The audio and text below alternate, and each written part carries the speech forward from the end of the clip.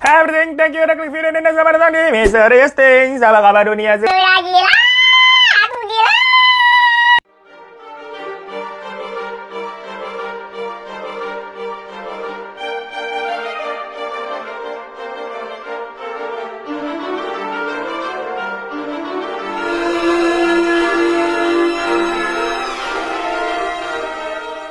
Guys, ini dekornya udah baru nih, udah mau menyambut festive juga, mau tahun baruan kan. Udah sana celing pada bling-bling, kita kagak boleh kalah celing mukanya. Makanya langsung skincarean pakai Mineral Glossy Series aja yuk.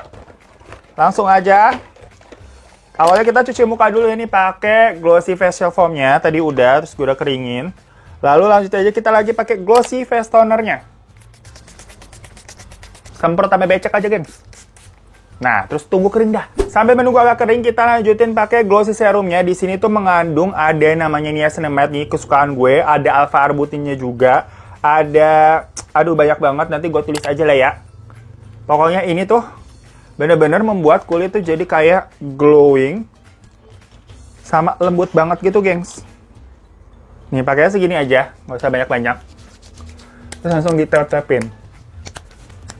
Nah, ini cepet juga nih, kalau ini ngeresepnya lebih cepat. Nah, kalau udah kayak gini, langsung lanjut lagi pakai si Glossy Net Cream-nya ini. Ini juga di sini ada mengandung niacinamide-nya juga, ada alpha arbutinnya juga ada. Lagi-lagi nanti gua tulis ya. Kita ini sebelah kagak ngerti-ngerti banget kalau kandungan. Yang penting tuh di muka cocok, udah halal dan BPOM juga, aman pastinya ya. Udah langsung hajar bayar aja, review orang juga pada bagus-bagus.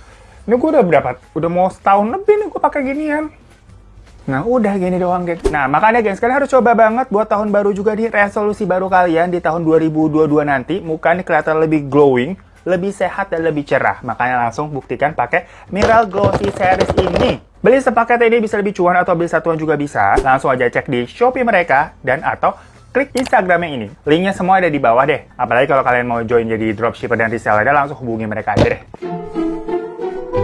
Hai gengs, kemarin kan gue sempat tuh membahas beberapa artis yang pencitraan di sosial media pada pura-pura kaya, dan komen kalian seru-seru banget. Ternyata emang banyak nih orang-orang di sekitar kita yang suka begitu juga. Ya abisnya emang gak bisa dipungkiri sih ya, kalau media sosial sekarang itu jadi kayak ajang pembuktian buat pamer-pamer ya, pokoknya buat pencitraan. Makanya orang-orang tuh berlomba-lomba buat bisa terlihat sempurna, terlihat hedon, padahal di balik kamera makan Indomie lagi. Jadinya itu banyak banget orang yang effortnya luar biasa sampai jungkir balik kayang begitu ya. Segitu niatnya biar kelihatan wow di sosial media. Ya tujuannya sih pasti macam-macam. Ada yang buat pengakuan aja, atau cuma ya biar aksi, biar terkesan gaul. Dan kalau beruntung nih, mereka bisa jadi selebgram atau influencer loh, yang ujung-ujungnya dapetin cuan dari endorsan. Nah, di video kali ini makanya kita bahas yuk. Kita bongkar nih beberapa influencer yang kedapatan berbohong, tapi bukan supaya kelihatan kaya kayak artis-artis yang kemarin, melainkan sengaja bohongnya biar dapetin followers nih, gengs. Yul, gila-gila followers ini orang-orang ya. Yaudah, langsung aja kita yang ke influencer pertama.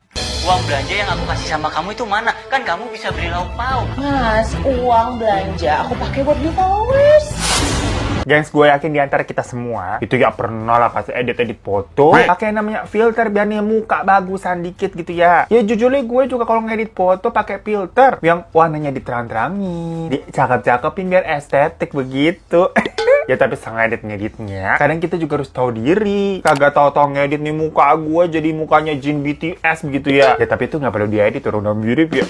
Ya udah, biarin aja biar gue seneng, apa lu? Nah, ngomongin soal filter nih. Salah satu selebgram asal Tiongkok bernama Xiao Biluo yang berusia 18 tahun. Dia tuh sering banget melakukan live streaming di aplikasi namanya Douyin. Nah, setiap dia live, si Xiao ini selalu menggunakan filter, geng. Dan dia juga menamai akunnya sebagai selebriti online yang mulia Xiao Biluo. Wih, berat banget gak tuh yang mulia. Seratanya udah paling tinggi. Dan ibaratnya wanita-wanita gemes begitu yang gemes. Enak gak lu begitu? Jadinya yang follow apa? Cowok-cowok. Lihat yang bening dikit, follow. Lihat yang putih dikit, mengajak kenalan. Dan suara Xiao ini, namanya siapa sih, susah banget nyebutnya ya. Xiao atau Kyo gitulah. Kalau ngomong pokoknya kedengaran juga manja, imut, menggemaskan pokoknya, geng. Jadi combo banget nih, udah visualnya cantik, muda begitu kan, suara juga gemesin. Image-nya jadi dede-dede gemes 18 tahun. Jadilah Xiao Biluo punya banyak pengikut sekitar 100 ribuan. Orang semua itu ya, yang selalu nungguin dia buat live streaming. Nah, tapi pada tanggal 25 Juli 2019, ada hari apes buat buat dia, geng. Jadi waktu itu seperti biasa, dia mulai deh tuh live streamingnya dan menjawab beberapa pertanyaan dari para netizen ala-ala Q&A gitu. Nah, ada salah satu pengikutnya tuh yang minta dia buat matiin filter wajah. Karena kalau di China itu katanya filternya lebih sadis-sadis, lebih nipu, geng, canggih-canggih. Dan warga China sendiri sebenarnya itu juga udah terbiasa sih sama orang-orang yang suka pakai filter ya, kayak di sini nggak usah jauh-jauh lah. Tapi kalau di kita kan ya ibaratnya masih bisa ditolerir lah. Ala-ala filternya bikin kulit lebih mulus, lebih putih. Yang mana nggak jauh beda banget sama muka aslinya. Nah, sama nih, netizen nggak pernah mengira kalau Kyo ini pakai filter yang lebay-lebay banget. Kiranya paling aslinya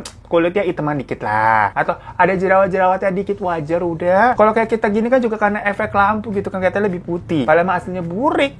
Tapi pas diminta untuk matiin filter, Kyo ini keberatan. Terus dia nantangin penontonnya untuk membayar 100.000 yuan atau setara 200 juta rupiah tuh buat mereka yang katanya nantangin pengen ngeliat muka aslinya bagaimana. Karena dia bilang gini, kalau wajah aslinya emang terlihat agak beda nih, cuman aslinya gue tetap cantik kok. Ya karena penontonnya tambah jadi penasaran kali ya. Akhirnya mulai patungan itu pada saweran. Agak ada niat-niat juga nih orang-orang ya. Jadi di live streaming Doyo itu, penontonnya emang bisa kayak semacam ngasih apa ya, kayak diamond, gift sticker. Ya nantinya itu tuh semua bisa dijadiin duit sama si artisnya. Kalau di sini kayak aplikasi apa ya, di Bigo kali ya. Kalau di TikTok gua nggak tahu dia ada apa nggak. Tapi sayangnya belum setengah uangnya kekumpul nih, kan lagi pada saweran ceritanya. Kayak emang kebetulan aja udah siap. Padahal udah bentar lagi mau dapetin 200 juta dia. Terjadi kesalahan teknis di mana filter yang Kyo pakai itu total mati dengan sendirinya. Dari situ baru ketahuan lah ternyata si Kyo ini adalah emak-emak berusia 58 tahun yang ngaku-ngaku pakai filter jadinya kelihatannya 18 tahun, geng. Nah kan segitu jauh bedanya ya. Filternya bisa ngebuat 40 tahun lebih muda tuh, berarti kita juga mau nih, gimana caranya nih? Kacau banget. Dan pas filternya mati tuh, si Kyo ini awalnya belum sadar, masih nyerocos saja dia ngomong, padahal kan harusnya di layar udah kelihatan ya. Tapi dia lihat kok lama-lama viewernya itu jadi makin lama makin dikit, kok pada kayak live chat gitu. Tiba-tiba banyak juga nih head comment berdatangan kan tuh di chat live streamingnya. Baru dia mulai sadar kalau ternyata filternya udah mati, langsung dia buru-buru off. Tapi kan jejak digital itu sadis ya kawan. Tahu sendiri netizen gercepnya kayak apaan. Udah terlanjur kerekam lah dari sebar sama para netizen. Karena hal itu si Kyo ini langsung banyak ditinggalin sama followersnya pada langsung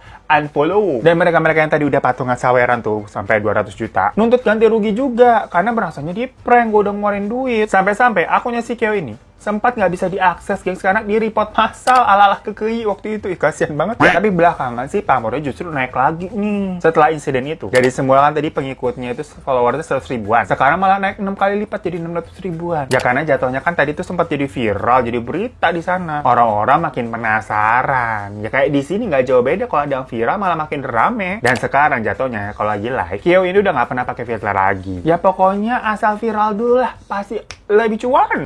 Anak saya mah benar-benar cantik, badan juga bagus. Masih dari negara Xiaomi nih, gengs. Ada influencer lain bernama Lisali. Bukan Lalisa ya, beda orang. Nah, tapi kalau Lisali ini nama beneran cantik, nggak pakai filter-filteran kayak Xiao tadi. Dan Lisali ini adalah seorang blogger influencer kelahiran 1996. Pokoknya dia memiliki sekitar 1 juta lebih pengikut di aplikasi Weibo. Lagi-lagi ini tuh aplikasi Cina, Weibo ya, yang happening juga di sana. Nah, konten-konten Lisa ini itu memang suka memamerkan kehidupannya yang mewah gitu, gengs. Ya, liburan ke tempat mewah, pakai pakaian mahal, pesta kesana kesini, atau sekedar review-review makanan Sultan Cek. Lagi-lagi nggak jauh beda udah sama di sini 11-12. Ya karena kan orang rata-rata emang pada suka begitu sekarang ya. Suka pamer-pamer. Jadi kelakuannya Lalisa, ya Lalisa lah gitu benar-benar sama Lisali ini itu juga nggak aneh-aneh amat. Masih dibilang wajar lah. Pokoknya image-nya dia tuh kayak anak gaul dengan gaya hidup yang widih jet set. Namun sisi lain dari keglamoran Lisa itu terungkap setelah pemilik apartemen tempat Lisa ini menyewa itu mulai membagikan kondisi apartemennya bagaimana. Jadi istilahnya ini pemilik apartemennya cepuk nih ke netizen. Perkara soalnya si Lisa ini nunggak uang apartemen sekitar 3.000-an atau sekitar 5,96 jutaan lah rupiah. Ya sebenarnya angka segitu nggak fantastis banget ya, mengingat harga apartemen sewa ya kurang lebih emang segitu kan. Berarti itu nomboknya nunggaknya sekitar ya sebulanan paling kali ya. Tapi yang namanya nunggak tahu sendiri. Ibaratnya kan ini bukos yang pasti langsung keluar taring sama tanduknya kalau bayaran kita kagak lancar. Nah buat yang para kos-kosan nih pasti ngerti juga tuh gimana empetnya nih kalau ada nyewa belum bayar kan.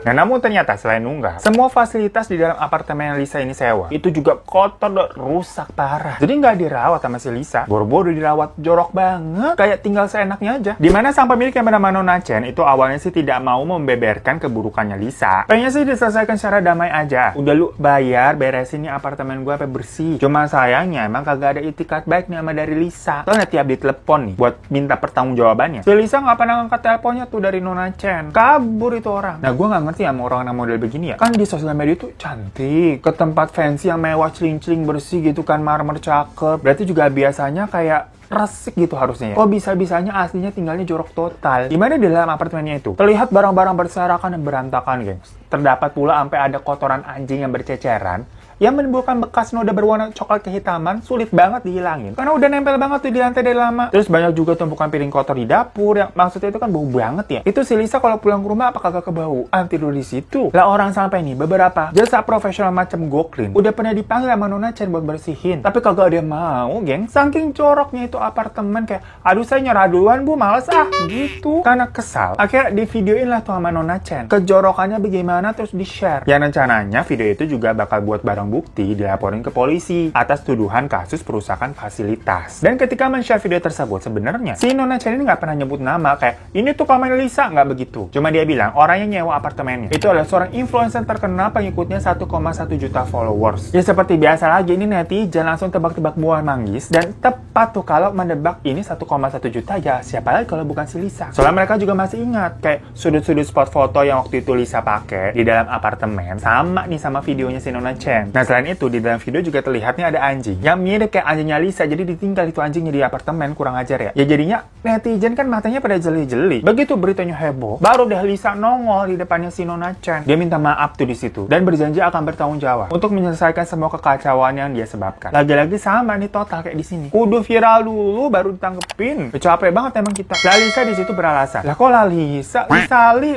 ntar gue dimarahin sama Blackpink. Mohon maaf ya Lisa ya. Nih Lisali di situ beralasan. Dia ini meninggalkan apartemennya sementara aja karena kesibukan jadwal yang dia miliki. Ya namanya juga influencer terkenal kan dia. Padet tuh jadwalnya. Dia juga mengaku katanya lagi bolak-balik rumah sakit karena kondisi kesehatannya turun. Ya biar diibain gitu sama orang-orang. Jadinya nggak sempat beberes rumah deh.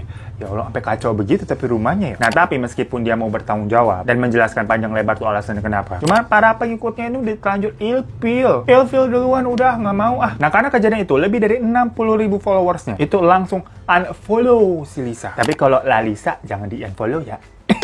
Kamu gak usah terbaik ngomong. Intinya kita nggak suka kamu ada di sini. Betul tidak? Ayo kita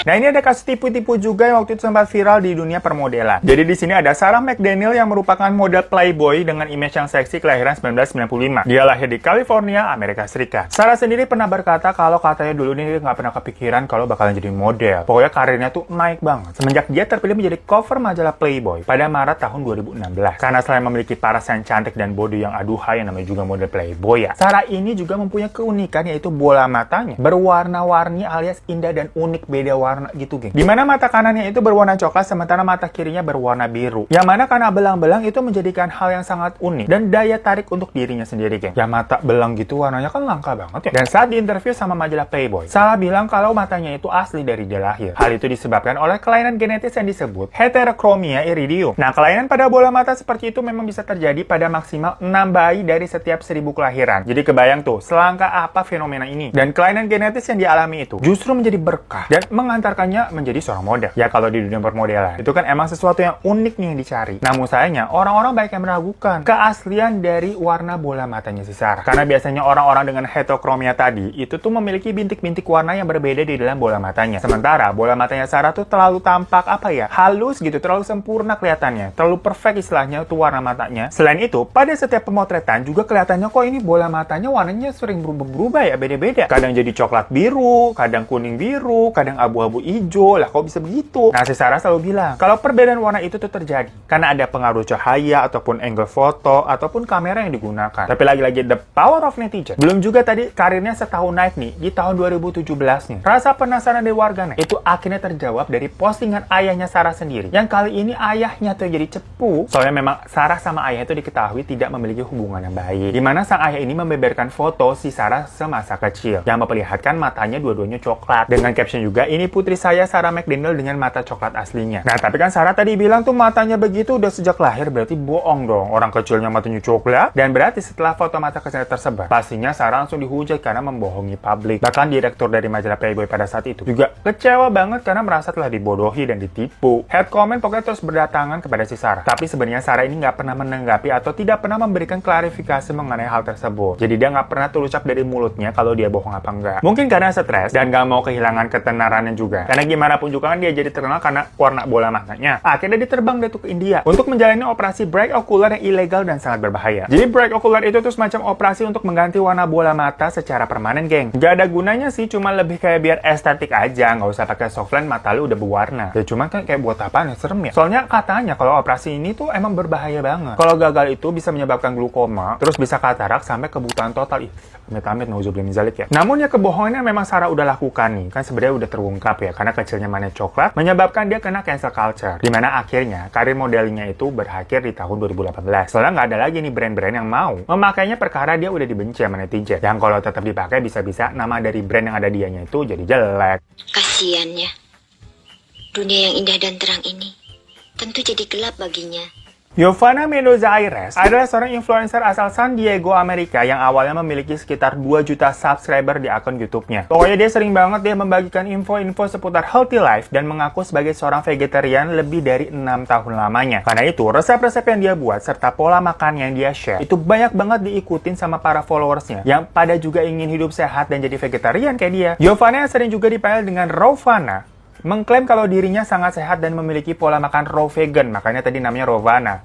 Yang artinya kalau raw vegan itu hanya makan sayuran mentah atau sayuran setengah matang doang. Dan lewat sosial medianya, dia juga bahkan menjual paket makanan vegan buatannya dia sendiri. Ala catering diet gitu lah. Nah, namun akhirnya si Giovanni ini kegap sama netizen. Gara-gara dia instastory bareng temennya waktu lagi jalan-jalan di Bali. Nah, awalnya Giovanna tuh sempat instastory bilang, "Bisakah Anda menebak di mana saya berada? Saya akan memberi Anda petunjuk. Tempat ini adalah surga nabati." Katanya begitu. Pokoknya si Giovanna sama temennya ini tuh banyak banget nge-share kayak kegiatan dia di instastory selama di Bali. Nah, ada saat nih lihat mereka lagi berada di sebuah restoran yang ternyata biasa lagi mata netizen dijeli. Ngeliat di piringnya Giovanna itu kok ada ikannya udah dimakan, geng. Pas tahu netizen ternyata si Giovanna ini makan ikan, rame-rame langsung pada hujat. Nah, FYI aja dan cemiwiu, correct me if I'm wrong ya, kalau vegan itu emang banyak macemnya. Ada yang namanya tadi itu raw vegan, yang paling ekstrim istilahnya, karena makannya ya sayuran mentah stok aja udah. Ada juga yang disebut vegan doang gitu maksudnya, dimana makanya asal olahannya itu dari nabati, bangsa olah-olahan mungkin roti atau sup gitu masih oke lah buat dimakan. Nah, yang ketiga ini ada yang namanya half vegan, dimana sesekali masih makan yang namanya telur sama ikan juga boleh. Nah, yang bikin si netizen marah, Giovanna kan dari awal ngakunya dia raw vegan selama 6 tahun pula. Ternyata kok dia malah makan ikan. Padahal para pengikutnya dia nih, itu banyak banget yang terinfluence menjadi raw vegan juga gara-gara si Giovanna ini. Nah, kalau influencernya di Indonesia nih, orang Indonesia pasti ujung-ujungnya ke podcastnya Om Deddy tuh kan.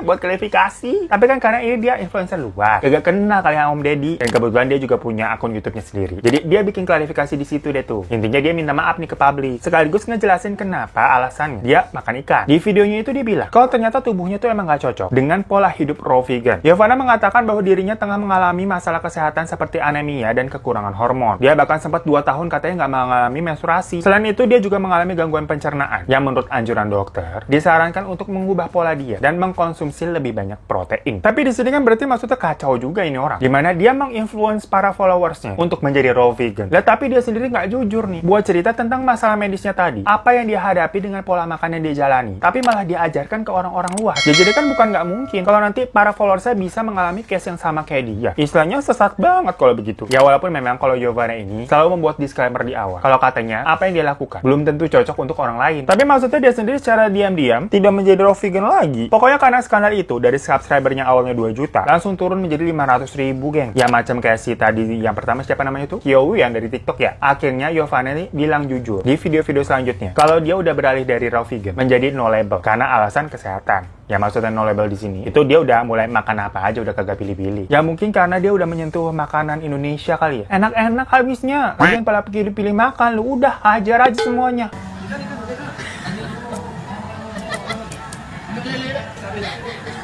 So itu tadi beberapa influencer yang rela berpura-pura buat menipu para penontonnya demi popularitas dan percuanan. Ya tapi emang semua yang ada di sosial media dan di dunia hiburan banyak banget yang berbeda dengan aslinya, gengs. Istilahnya kalau udah kagak ada kamera nih, ya suka beda aja emang kelakuan orang. Kayak gue nih aslinya pendiam aja gitu, lemah lembut, santun gitu, gengs. Jadi pintar-pintar aja kita nih sebagai penonton. Ketawa sendiri gue. Buat jangan terlalu percaya lu sama semua yang ditampilkan di depan layar. Karena namanya juga dunia hiburan ya buat mengentertain aja. Jangan plak-plakan ditiru dan ditelan bulat-bulat. Ambil yang positif-positifnya aja. Tapi kalau positif kopi jangan lu ambil ya, serem.